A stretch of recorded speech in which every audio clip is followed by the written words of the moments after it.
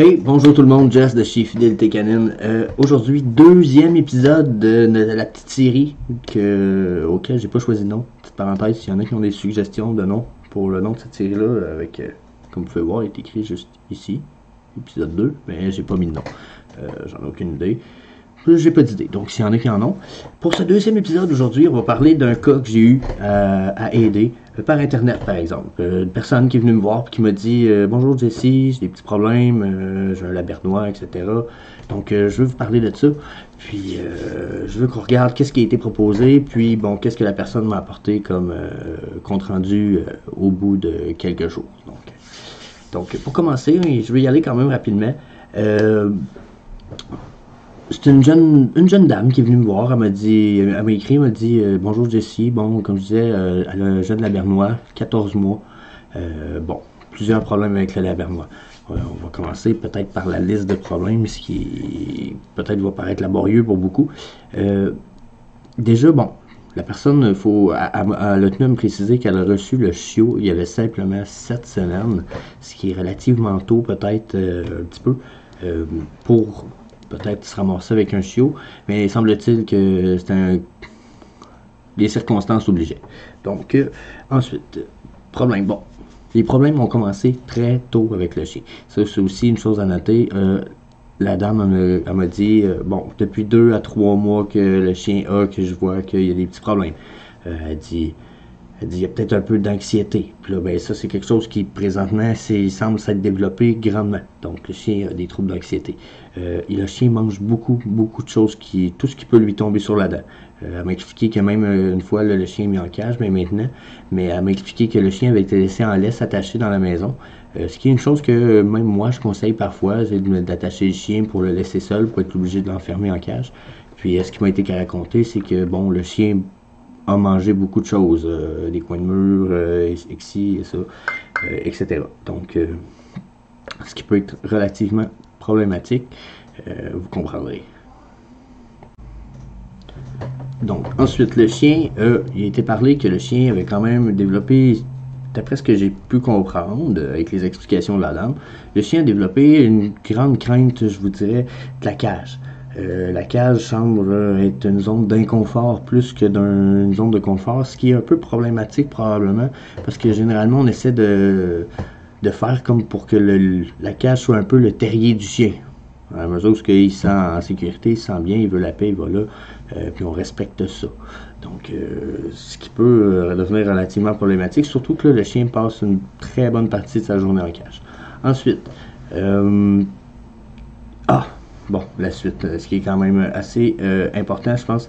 Il m'a été quand même très clairement expliqué que le chien était hyper réactif, dans la mesure où de petits agissements de la part, surtout de la propriétaire, pouvaient causer de hauts niveaux de réaction. Autant de l'excitement que des sursauts. Donc, tu sais, c'est des choses qui allument beaucoup de lumière ici et là. Hein. Tu sais, quand on dit que la moindre petite réaction peut causer ce genre de surréaction-là, vous comprendrez que c'est parce qu'il est là, il y a quelque chose qui se passe et qui n'est pas correct dans la tête du chien. Il y a un surplus à quelque part qui doit être comblé, puis probablement que c'est un surplus en énergie, puis il est en manque de contrôle de son impulsion. Donc, c'est des choses qui sont quand même relativement importantes. Donc, ensuite, bon, j'ai demandé à la dame, je dis, bon, ok, je vois tout ça, mais c'est quoi votre horaire de journée ensuite? Parce que bon, moi, là, il faut que je voie un peu qu'est-ce qui se passe dans le quotidien du chien, parce que quand j'entends tous ces points-là, je me dis rapidement, ok, on développe le gros problème, on parle d'un labernois, là, c'est pas un petit chien, là, c'est pas un caniche, c'est gros comme on peut voir juste ici, là, hein? C'est un petit peu plus gros, ok, c'est pas un petit chiot. Donc là, ça peut vite devenir laborieux. Donc là, j'ai demandé son horaire, puis il m'explique quand même relativement rapidement qu'elle se lève tôt. Elle quitte vers 8h30 pour revenir vers 5h30. Donc déjà, un gros laps de temps parce que le chien n'est pas dépensé, c'est un labernois. Tu sais, il y en a qui disent un labernois, c'est des gros chiens pantoufles. Oui, mais les labernois ont un haut niveau d'énergie généralement, puis ça demande une bonne dépense. Donc, c'est une chose que j'ai précisé quand même à la dame. Je me suis dit, fais attention. Là, vous, là, en plus, vous avez un chien qui a juste 14 mois. 14 mois, là, ça veut dire 1 an, 2 mois. C'est très peu. Avant 2 ans d'âge, la maturité, autant physique que mentale, n'est pas atteinte, je vous dirais. Puis, autant que la maturité physique peut créer encore des up and down dans les hormones jusqu'à, je vous dirais, à 24 mois. Ça, en plus, sans compter les mâles, si c'est castré, s'ils ont été opérés pour les femelles, etc. Mais bon, ça peut agir beaucoup. Puis, tant qu'il y a un chien pas 2 ans, c'est encore un bébé. Donc, qu'est-ce que ça fait un enfant? Ben, ça joue, ça mange, ça va faire les besoins. Ça joue, ça mange, ça va faire les besoins. Mais c'est pas pour rien que ça fait ça, c'est parce qu'ils ont l'énergie à dépenser, puis un monde à découvrir. Donc, pour un chien, c'est la bouche. Donc, tu sais, c'est pas. Je lui ai expliqué quand même à la dame, si le développement du chien n'est pas terminé, là, il va falloir pallier à ça, parce qu'il manque de constance, puis de choses qui apportent au chien un accomplissement personnel, de la découverte, etc. Donc, ensuite, elle me dit, bon, ben, elle dit, je reviens à 5h30, elle dit, le chien, 5h, elle dit, le chien va manger vers 6h, puis, elle dit, je dois retourner une fois de temps en temps faire certains cours de soir, tu sais, elle dit, encore l'école, fait que, elle dit, je reviens, on va faire les caca, les pipis, les besoins, puis, elle dit, on va se coucher. On commence la routine du lendemain. Donc, c'est comme ça, au moins 5 jours semaine. Puis, les fins de semaine, bon, encore là, la dame doit voyager à l'extérieur un peu. Fait que c'est pas qu'elle n'est pas là toute la journée, mais il y a des moments de la journée où elle peut peut-être pas être présente pendant 5 heures, 6 heures. Donc, encore là, j'ai dit, bon, à la dame, je dis, est-ce que le chien semble développer de l'anxiété de séparation? Elle dit non, mais elle dit, je sais très bien que le chien fait de l'anxiété. Elle dit, dans la mesure où le chien est propre, mais elle dit à chaque jour, quand je reviens à 5 heures du travail, elle dit il y a toujours une selle dans le fond de la cage, à quelque part, qui n'est pas nécessairement, on va dire, solide. OK? Nous autres, on va appeler ça un peu des cacas de stress dans le domaine. Là. Comme moi, c'est pas la première fois que j'entends un éducateur dire ça. C'est causé par le surplus d'énergie. Là, bon, tout ça nous fait un gros portrait de l'histoire. Puis la dame dit quand même, elle dit, je sais, elle dit que ça a commencé tôt, mais elle dit, je pensais réussir à combler tranquillement pas vite les problèmes qui arrivaient. Puis elle dit, j'ai pas vu de fil en aiguille que plusieurs mauvaises habitudes s'étaient prises, puis avaient créé la situation dans laquelle je suis rendu. Ben là, moi, de mon point de vue, c'est pas un problème. Là. Déjà que vous demandiez de l'aide, même s'il est un peu tard, il n'est jamais trop tard. Donc, c'est sûr, je dis, je vais être franc avec vous, madame. Je suis très, très, très déçu de vous. À la mesure, en plus, où je la connais un petit peu, la dame. Puis je lui ai dit, on se connaît, tu sais. Faut pas attendre, ok? Même si vous connaissez pas un éducateur canin, de prime abord, ou que vous vous dites j'ai pas l'argent, il y a des gens un peu partout qui ont des vraies connaissances. Allez pas vous fier à ma tante puis à mon oncle, allez voir les gens un peu qualifiés. Comme sur Fidélité Canine, justement, je vous parle de quelqu'un que j'ai aidé gratuitement, à qui j'ai donné une bonne demi-heure de mon temps, puis à qui je demande des comptes rendus encore aux 2 jours. Donc, regardez, il y a des gens qui sont prêts à vous aider un peu partout, et n'hésitez pas à le demander. C'est pire de ne pas demander de l'aide puis se retrouver qu'un chien a problème ou qu'on est obligé d'abandonner que d'avoir à appeler sur son orgueil pour demander un peu d'aide. Donc, je voulais mon avis, ça ne coûtera pas cher. Venez m'écrire sur Fidélité Canine, page Facebook, Instagram, YouTube, écrivez n'importe où, des messages privés. Vous pouvez même m'appeler. Fait que, bon, on va faire une petite histoire courte là-dessus. Donc, c'est je lui ai dit. Pas très fier, vous auriez pu quand même faire un peu l'effort. Ensuite, là, on va regarder le problème du chien. Là, vous avez un chien, j'en ai parlé tantôt vite fait avec vous. 14 mois.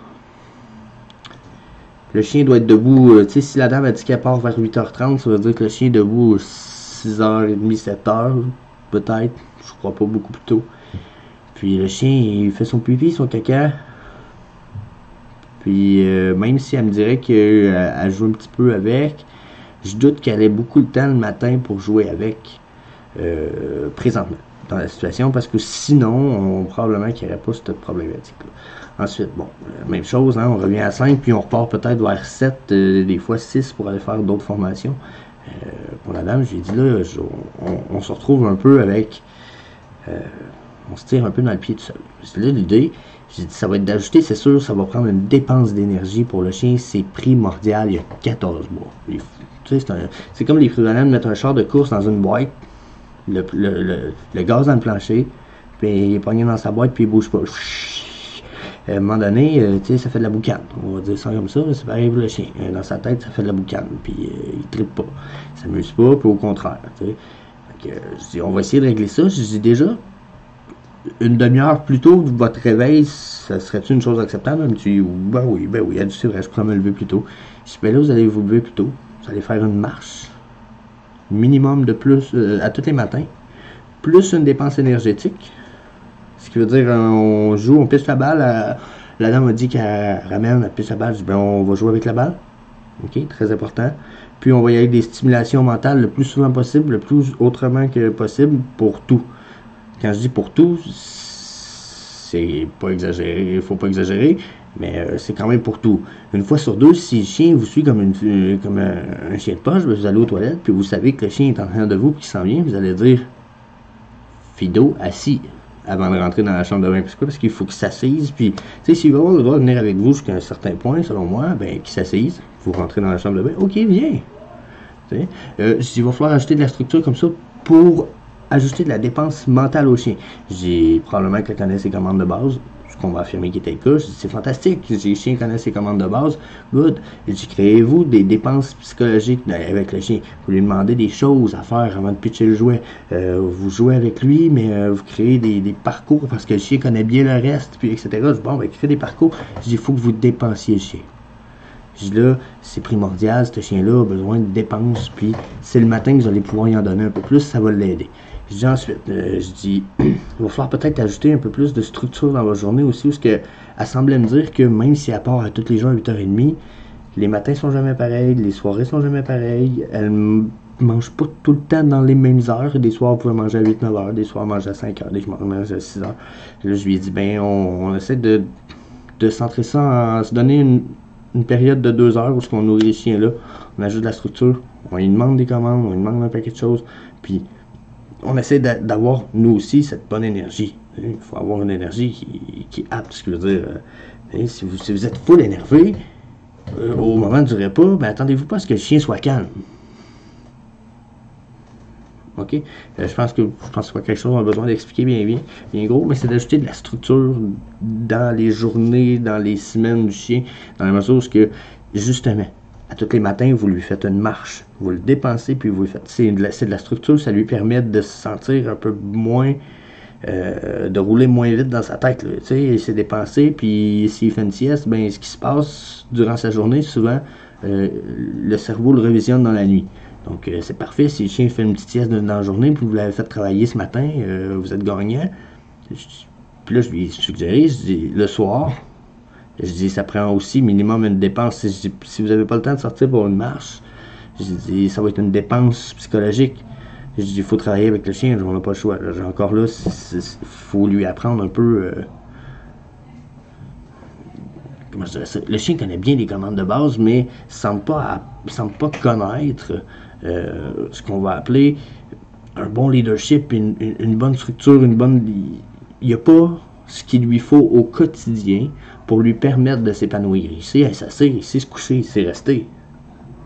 Mais il n'y a aucune règle dans la maison qui sont strictes, exemple. À part peut-être... le chien doit monter, d'après ce qu'on m'a conté de la dame, son chien monte sur elle un peu, elle s'assied sur le divan, le chien s'en vient. J'ai pas vraiment de problème avec ça si le chien est bien éduqué, le chien n'a pas développé de problème de mauvaises habitudes. Mais là, le chien a des mauvaises habitudes puis des mauvaises. Dans ce temps-là, on va ajouter de la structure, on va demander au chien, on le voit venir, là. On sait qu'il s'en vient monter sur le dos, on sait que quand on s'assied, il est déjà debout, puis il s'en vient. On va lui demander de s'attendre, puis de s'asseoir. Puis à la limite, on va lui dire, viens coucher à côté, pas sur moi. Et on va ajouter de la structure, il y a des moments où on n'aura pas envie d'être collé, même si, puis au lieu de, va-t'en, on va demander au chien de venir s'asseoir à côté, de nous donner, puis de nous laisser sur notre espace. Donc, ensuite, on m'a parlé des jouets aussi. Je vais passer quelque chose là-dessus, et vous autres. On va parler des jouets. Ça, puis des cognes, parce que c'est fantastique, les cognes. Moi, j'ai une recette fantastique, ça permet de dépenser le chien pendant 15 minutes, 1 heure, des fois. Ils selon le chien, selon le niveau d'énergie, puis bon, peut-être selon. Mais je mélange un peu plein de trucs que je sais qui sont pas toxiques pour le chien. Des fois, c'est du céleri, des petits morceaux de coton, mais tout ça dans le malaxeur. J'ai commencé cette recette-là en regardant que les aliments soient pas toxiques. En faisant une sauce à spaghetti avec les restes que j'avais pas utilisés sur un sac de carottes. Bon, ben, je prenais des petits bouts de carottes. J'ai tout mis ça dans un malaxeur. J'avais pris de la moulée, j'avais mis dans un sac Ziploc. J'en ai fait la petite grenaille. Puis une fois que j'ai sorti mon mix du malaxeur, j'ai mis les grenouilles de moulée là-dedans. Puis avec de l'eau, puis le mélange, on met ça à l'intérieur d'un cogne. On va les placer à l'envers dans une tasse. Ce qui offre, je vous dirais, une belle opportunité parce que une fois que ça a été mis dans le congélateur puis que ça a gelé, vous le sortez du congélateur, le chien qui joue avec ça, c'est pas comme si vous l'avez rempli de beurre de peanut ou que vous l'avez rempli de gâterie parce que le chien il garoche le cogne à terre, le cogne il rebondit, il casse les morceaux qu'il y a dedans puis toutes ces graines toutes tombent. 30 secondes c'est fini. Personnellement, moi j'ai un husky, j'ai 2 huskies, un pinscher, puis le pinscher et les huskies là, et de finir ça en un temps record, il faut que justement je me fasse des mix comme ça. Donc ce que ça permet, c'est que le chien, oui, il va gratter quand même, il va quand même se battre, mais il peut pas licher le contenu puis le rendre propre en 30 secondes avec sa langue parce que c'est gelé. Donc il faut quand même qu'il croque, qu'il passe le temps. Parfois, moi j'avais mon pincher qui le laissait traîner un petit peu. Puis souvent, il repassait à côté 2 secondes après, 2 minutes après, tu voyais qu'il y avait une petite goutte qui avait tombé du cogne parce que ça fond un peu, un petit peu d'eau dans le mélange. Puis, tu vois, il lichait sa goutte, il mangeait son cogne, puis il repartait, il était tout heureux. Tu sais, c'est comme un bonheur. Puis, c'est des choses que je lui ai dit, bon, un cogne, je dis, ça a cet avantage-là, on s'en sert pour ça. Mais je dis, un jouet, parce que la mère qui me parlait, elle dit, le chien a plein de jouets, mais elle dit, elle joue pas avec ses jouets. Elle dit, assez jouer, mais elle dit, elle va juste jouer si je suis là. Puis là, je lui ai dit, ben oui, mais c'est l'intérêt d'un jouet en théorie. Du point de vue d'un chien, puis de beaucoup de chiens, un jouet, c'est intéressant juste si vous êtes de l'autre côté du jouet. Si vous êtes pas là, le jouet n'est pas intéressant. Le jouet, c'est pour être lancé, ramener ou pour que lui vous le vole, puis que vous courez après. Ou pour le tir à la corde. Mais à part peut-être mon husky, puis il y a certains chiens qui se pitchent des jouets. Je vous dis pas que ça arrive pas, au contraire, on sait, c'est fréquent. Ouvrir YouTube, vous allez en trouver plein. Mais l'idée, c'est qu'un jouet, de façon générale, c'est pas trop intéressant si vous n'êtes pas de l'autre bord. Si vous voulez que ça soit intéressant, c'est parce que le chien, il faut qu'il ait des besoins de mastiquer. Encore là, c'est pas tous les chiens, oui, les chiens aiment bien mastiquer, mais c'est pas tous les chiens qui ont un besoin de mastiquer à toutes les semaines. Donc, comme je vous disais, un jouet, c'est pas un objet qui vous fait que vous allez avoir la paix avec votre chien. Non, c'est un objet qui vous permet de jouer avec votre chien, puis du même fait, de l'éduquer, puis d'y apprendre des choses. Donc, c'est là pourquoi j'ai dit le jouet, c'est pas à ça qui sert. Mais si on veut rendre un jouet intéressant, c'est comme un enfant, par exemple. Sur 12 jouets, j'ai fait des rotations à coup de 4 jouets. 4 jouets pendant une semaine, la semaine d'après, les 4 autres jouets, la semaine d'après, les 4 autres jouets. Vous allez voir, les jouets deviennent plus intéressants pour le chien, parce que là, c'est... Oh, je l'avais pas vu, ce jouet-là. Oh, yeah! Il va aller jouer avec. OK? Bon, c'est l'idée un peu avec les jouets. On va essayer d'améliorer leur efficacité en les donnant au bon moment aussi. Okay? Si, exemple, le matin, mais vous pitchez la balle parce que c'est votre activité principale pour le dépenser après une bonne petite marche ou avant, ben peut-être que la balle, vous seriez mieux de la serrer et qu'elle soit précisément pour cet événement-là, ou quand vous allez sortir en parc, ou etc., pitch la balle, le chien la ramène, ça tient un peu votre activité, moi j'aime ça dire ça, père-fils, père-fille, pour mon cas, les chiens, j'ai l'impression que ça fait partie un peu comme de la famille adoptée, donc je trouve que ça permet d'imaginer une belle relation, une belle complicité, donc j'aime ça dire ça. Ensuite, qu'est-ce que j'ai parlé avec la dame pour l'aider? Oui, c'est vrai, parce que là, j'ai pris des notes, la gang. Je cherchais ma caméra. J'ai pris des notes, parce que bon, parfois, je vous avoue qu'on va se rappeler de tout ce qui peut se passer. Il y a des fois, je parle à beaucoup de gens, je montre les dossiers canins pour d'autres éducateurs canins qui travaillent pour des villes, donc c'est quand même un peu laborieux. Donc, j'avais parlé avec la dame, j'ai dit... Ah oui, bon. Elle me dit, le chien est relativement anxieux, un peu justement réactif, surtout aux agissements de sa maîtresse, mais parfois il va être réactif à certaines choses un peu ridicules. Dans la mesure où c'est à la bernois, puis des fois il va faire le saut pour un coup de vent ou des choses un peu ridicules. Là, j'ai expliqué, ben là, probablement que la situation actuelle, depuis là, on va dire qu'elle avait eu à cette semaine, depuis les 12, 13 derniers mois, a causé le fait que le chien manque de sociabilisation. Donc, ça, rendu là, la sociabilisation, quand ça n'a pas été acquis plus jeune, je dis, il faut, à mes yeux, à moi, il faut être capable de déterminer, pour pouvoir l'améliorer, puis travailler pour l'améliorer, bien sûr, il faut être capable de déterminer le niveau de distraction du chien. C'est pas le niveau d'attention, non, son niveau de distraction. OK? C'est l'inverse, dans la mesure où à quel point il est distrait. Donc, généralement, moi, je conseille d'utiliser une échelle d'1 à 10, puis de se faire une idée de ce concept-là, du niveau de distraction, avec un barème d'une échelle d'1 à 10. L'idée, c'est que, exemple, moi, je serais le chien, puis que j'ai peur. Eh bien, si j'ai peur sur une échelle d'1 à 10, puis que je suis à 10, eh bien, je suis apeuré au point où je tire sur ma laisse à m'en étrangler. À 11, je vais attaquer. Mais à attaquer ce qui tient la laisse ou ce qui m'empêche ou ce qui me fait peur. Parce que là, j'ai peur pour ma vie. Mais à 10, je vais tirer toutes mes forces au point de m'en étrangler, au point de quasiment mourir. Bon, un chien qui a peur à ce point-là, on peut rien faire avec ça. Il faut attendre que son niveau de peur descende par désensibilisation. Donc, on va descendre, on va attendre que ça descende. Généralement, pour que ce soit de la peur, de l'énervement, de l'excitation, du stress, de l'anxiété, une fois que sur l'échelle de 1 à 10, vous allez dépasser le cran du 7, vous regardez le chien, puis que vous êtes capable de dire, OK, d'après son langage corporel, je suis capable de déterminer que le chien est à 6.5, 7, vous ne serez pas capable de travailler beaucoup avec le chien. Vous ne serez probablement pas capable d'avoir assez d'attention ou avoir assez d'impact sur son mental dans cette circonstance-là pour évoluer. Donc, vous vous placez un peu sur le chemin de l'échec. Donc, l'idée, je dis, c'est d'être capable. Puis là, bien sûr, je lui ai envoyé ma Bible du langage canin. S'il y en a qui la veulent, elle est sur Amazon au prix de 4,99. Puis vous faites en même temps, tous les profits sont remis à un refuge animalier.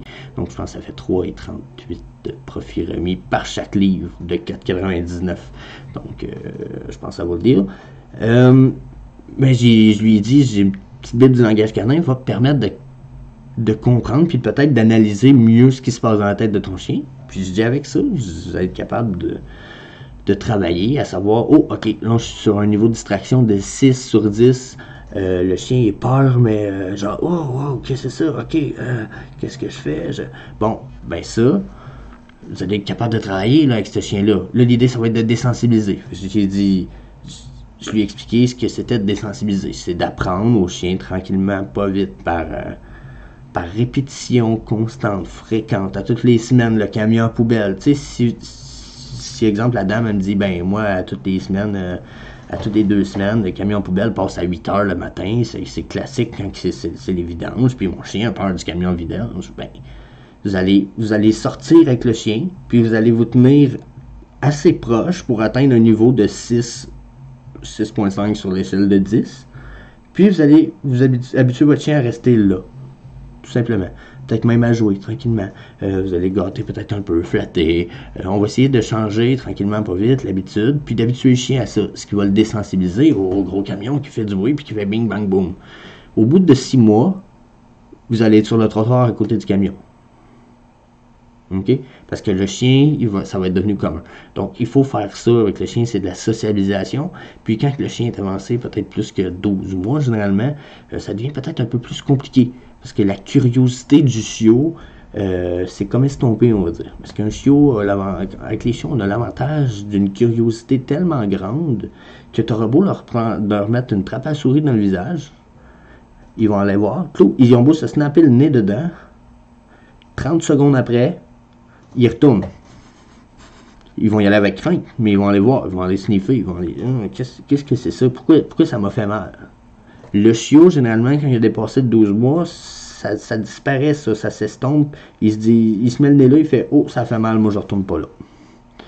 Donc là, ça peut développer des craintes peut-être plus rapidement, ce qui va aussi causer de l'anxiété, de l'hyperréactivité. Le chien va peut-être justement se mettre à manger des choses. etc. Fait que je lui ai dit, bon, justement, ce chien-là avait la peur de cage. Je lui ai dit, justement, pour la cage avec ton chien, ça risque d'être pratique de déterminer à quel point ton chien est malaisé par la cage. Puis de voir si, parce qu'elle me disait qu'elle essayait de désensibiliser tranquillement à tous les jours avec la cage ouverte, des séances de 10 minutes. J'ai dit, waouh, c'est parfait, mais il faut quand même être capable de voir puis déterminer le niveau de distraction du chien pour voir si sur l'échelle on est capable de justement désensibiliser à partir de là. Si on est capable, c'est fantastique. On travaille bien. C'est. Comment je voudrais ça? C'est les étapes que moi, je lui ai dit de traverser. Je lui ai dit, avec les données que j'ai eues, j'ai pas eu l'occasion de recevoir de vidéos. Je lui ai dit, tu peux m'envoyer des vidéos, développement, montre-moi de quoi il a l'air, son langage corporel. J'ai pas eu l'occasion. Je lui en ai demandé. J'ai fait un suivi, en fait, avec cette dame-là. Il devrait avoir une suite. Donc, je devrais vous revenir là-dessus. J'imagine que je vais justement avoir une vidéo et un compte-rendu récent. Je vous disais, je lui ai parlé aux 2-3 jours. Dernier compte-rendu, oui, c'est fantastique, ça marche déjà, j'ai déjà des bons résultats, mais elle dit, j'ai pas eu le temps d'appliquer beaucoup tout ce qui a été suggéré. Fait qu'elle me dit, c'est déjà très bien, mais elle dit, je vais attendre d'avoir appliqué plus. Puis elle dit, je te réécris, je te redonne des nouvelles. Puis elle dit, j'irai même faire un commentaire sur ta page Facebook. Donc ça se peut très bien qu'on en ait tous un peu des nouvelles, la gang. Juste à checker ça. Pour ce qui est de sinon, ben j'ai pas mal fini avec mon petit cas d'aujourd'hui. Je voulais faire le tour avec ça. Je me suis dit, bon, je pense que ça va être intéressant pour tout le monde de savoir comment on prend de ça, qu'est-ce qui sont les éventualités, les choses à commencer à faire. Peut-être justement avant d'aller voir un éducateur canin puis de lui dire, viens chez nous. Ben, parfois c'est intéressant d'avoir des cas similaires aux nôtres, puis de se dire, waouh, ok, oui, j'avais pas pensé à ça, je vais changer ça. Une fois, je vais avoir changé ça d'ici 2 semaines, 3 semaines, je vais prendre rendez-vous avec un éducateur canin. Ce qui vous offre souvent la possibilité aussi de ramasser votre argent. Les éducateurs canins, peut-être plus chers en région de Montréal, parce que j'ai pu comprendre, etc. Donc, bon, faut faire avec. Mais ça vaut vraiment la peine. N'hésitez pas à les poser des questions. Même si c'est le meilleur éducateur canin des États-Unis, des fois, d'écrire un email, c'est assez pour qu'ils vous répondent. C'est de prendre la peine. Donc, c'est mon avis là-dessus. À part de ça, sinon, fidélité canine, ben, j'essaie d'être vraiment présent sur Instagram. À tous les jours, faire des petites vidéos courtes, vous montrer ce que je fais, les formations que je suis en train de construire, les dossiers canins que je fais pour d'autres éducateurs canins ou des évaluateurs pour les villes, Montréal, etc. Bon, j'ai pas le droit de vous les montrer, bien entendu, c'est privé. Il y a des décharges qui sont signées pour empêcher justement que ces dossiers-là soient transmis à des tierces personnes. Donc, je ne peux pas vous parler de ces dossiers-là. Mais on voit beaucoup de choses. Je pense qu'éventuellement, je vais essayer de peut-être donner des... Je vais voir si je peux pas donner des exemples avec ces cas-là sans donner d'exemples. On sait qu'il y a des chiens... j'entends tellement de choses affreuses. Au même titre que j'entends des choses fantastiques, des propriétaires qui sont géniales, qui reçoivent des plaintes et des plaintes et des plaintes, puis à chaque plainte, ils sont là. Oui, ok, on va améliorer ça. Ok, les voisins aiment pas ça, ok, on va améliorer ça. Puis de voir que ces gens-là, ils font beaucoup d'efforts. Puis pourtant, il y a d'autres gens qui continuent à leur tirer dessus. Puis qui persévèrent pour leur chien parce qu'ils s'en foutent des autres rendus là. Ils veulent juste que le monde soit satisfait puis ça améliore le sort de leur chien généralement. Donc je trouve ça super cool. Donc comme je disais, j'essaie d'être constant sur Instagram. Cette vidéo-là, je vais mettre ça sur YouTube, Facebook. Je vais essayer de mettre ça sur Instagram TV aussi. Il y a Instagram TV qui est sorti il n'y a pas longtemps. Mais je pense que mon vidéo va être trop long. Je pense que c'est 15 minutes les vidéos. Donc, je pense que c'est tout. Suivez la page Fidélité Canine. Le site web n'est pas sorti. Je pensais vous le sortir. Je vais attendre. Je pense que c'est tout. J'ajoute-tu d'autres choses avec ça? La Bible. Il y a la Bible du langage canin que j'ai mis en vente sur Amazon. Comme je vous disais, les profits sont remis à un refuge animalier. Donc, 4,99. C'est un livre qui est très complet.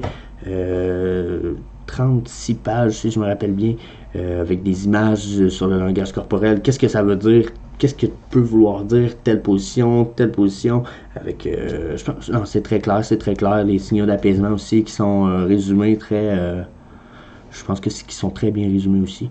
Donc, n'hésitez pas d'aller voir ça. Je pense que c'était tout. Donc, je vous souhaite une bonne soirée. Jess de chez Fidélité Canine, à la prochaine.